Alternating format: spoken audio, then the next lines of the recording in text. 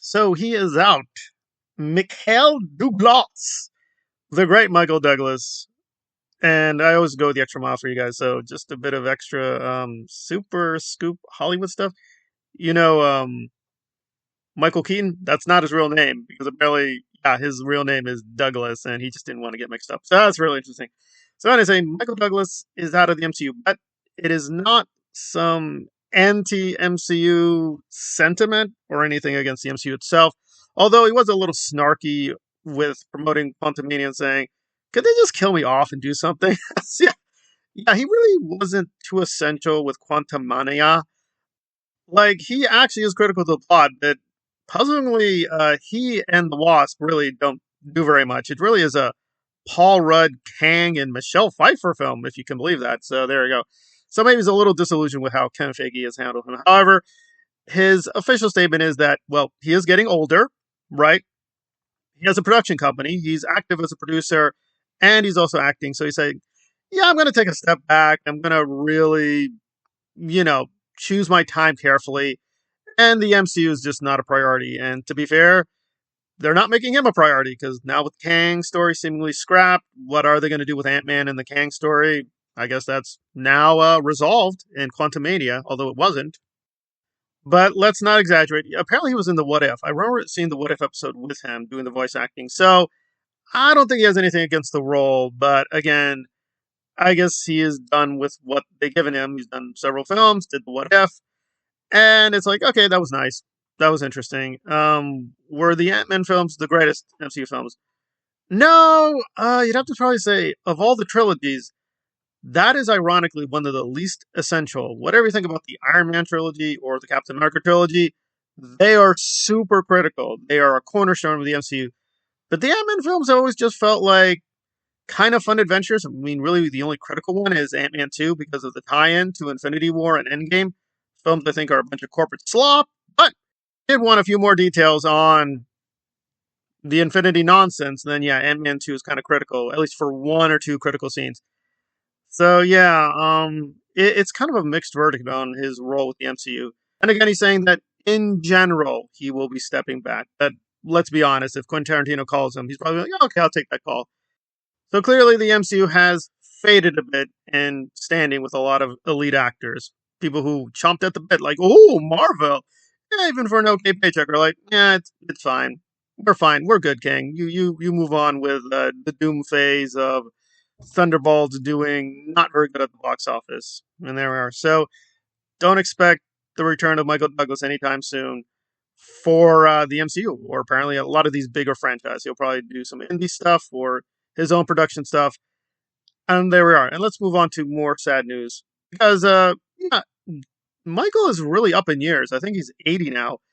And it shocked me when I heard about George passing that it's weird to say this, but I thought, like, oh, that's kind of young. I mean, yeah, that's in the 70s, but I'm like, oh, he's dead. So most people, of course, know George from his role as Norm in Cheers. Now, I grew up with the tail end of Cheers, so I saw the final seasons.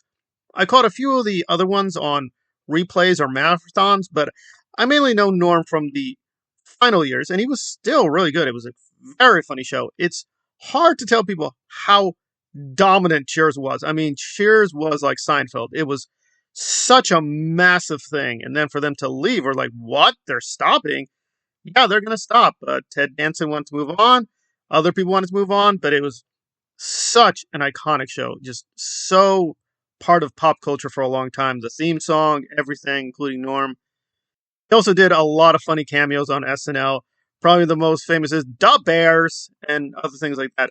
I actually know George's work more at an intimate level than other people because I saw this really weird, and even calling it weird is being too nice, an incredibly weird sci-fi film called Dreamscape, based on a novella by a very famous sci-fi author. And he doesn't play a major role in it. It is a Dennis Quaid film. He is the lead star, but he's very interesting in that role. It is out there. It is like a very strange Stephen King novel, but even more weird and more wacky. And it, again, for the time, the effects don't hold up in certain places, but for the time, I'm sure like, wow, they really tried to really show you how it would be with someone's dream.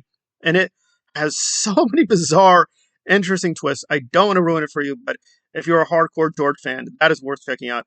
He's been in numerous other things like The Simpsons and others cameos. I vaguely remember him showing up on Frasier. I remember Sam on Frasier a little bit more.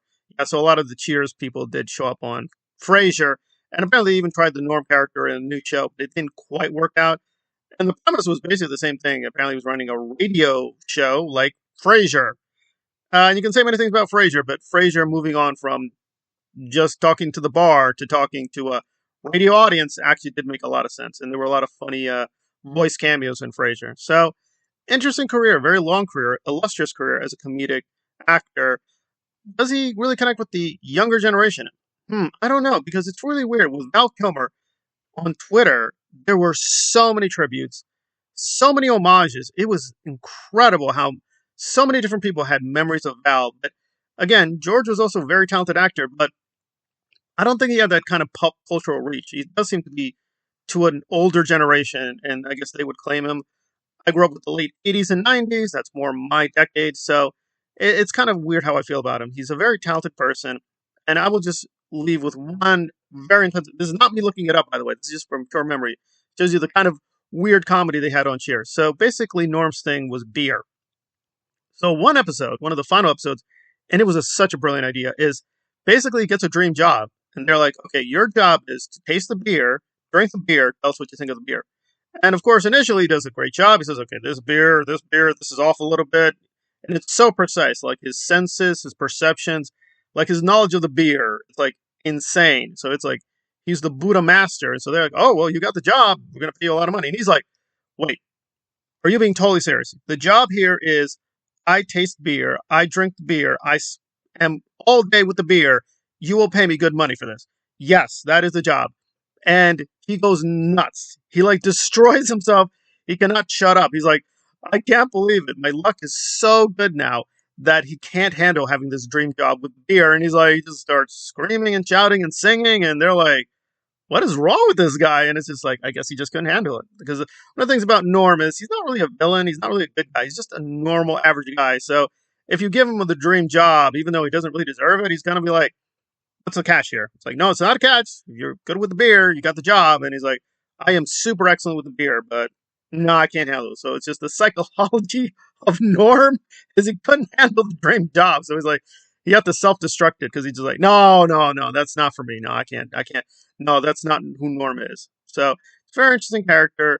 Going to be in Comedic Hall of Fame for a very long time. But Cheers reminds me a lot like Murphy Brown. It is very funny, but it is for a certain generation, for a certain particular taste. And again, with Murphy Brown, it's even more weird. I caught that on reruns. I really loved it. But again, you can tell that that comedy is for a certain kind of audience. And if you're not into the thing, you're going to be like, yeah, I get it. He's super talented. I'm sorry he's passed away. But what exactly is this thing? Yeah, it's for a certain time period, but it was very critical.